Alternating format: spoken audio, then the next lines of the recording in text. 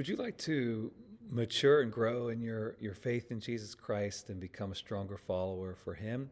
This video is a part of a series called The Disciple, in which we're progressing through all the different angles and aspects of how to be a strong follower of Christ. And this particular category has to do with our own personal development, specifically regarding our money. How does God want me to approach and view money? And then how do I grow in being effective in being a good steward of the money that God has given me?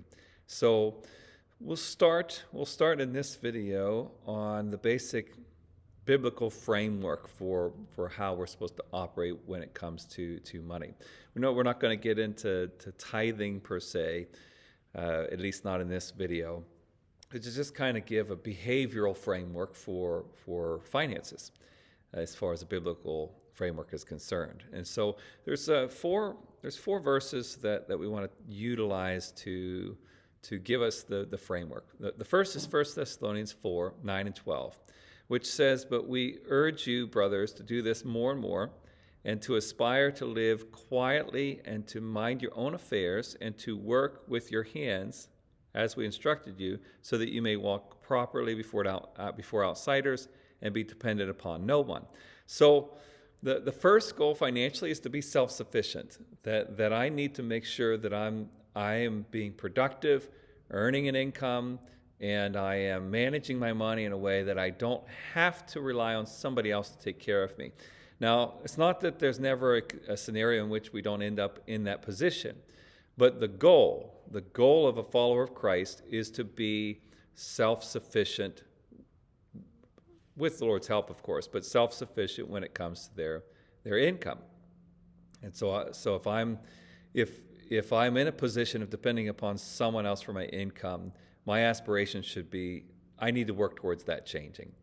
Then there's just the realm of stability in 1 Timothy 3, 4, and 5. That's the list of the qualifications for church leaders. And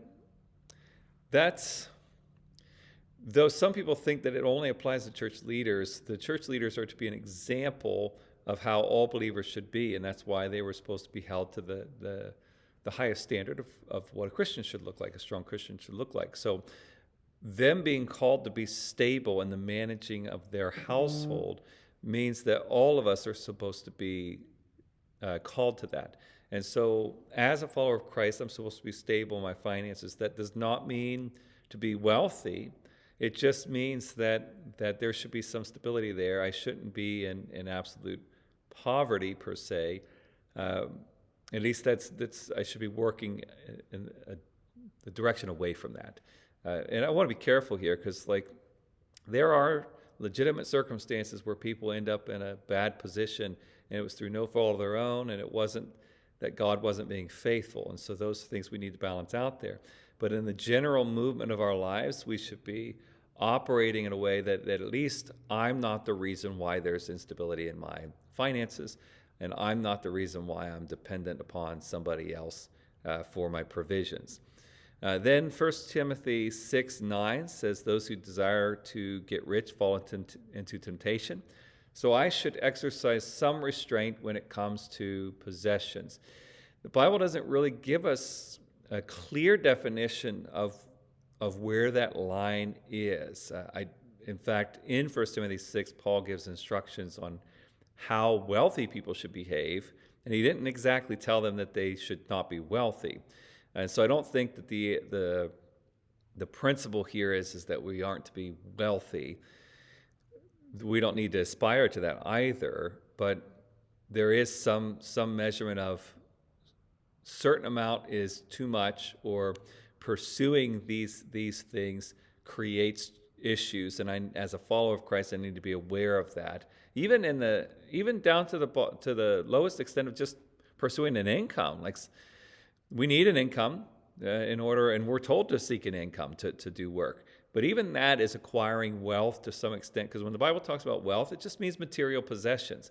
And so it could be large or small. And so just pursuing to have anything could create some problem in our hearts as far as is where we are before the Lord in temptation and such. So we need to be working on managing that whole aspect of it. The last principle is Ephesians 4:28 says, "Let the thief no longer steal, but rather let him labor, doing honest work with his own hands, so that he may have something to share with anyone in need."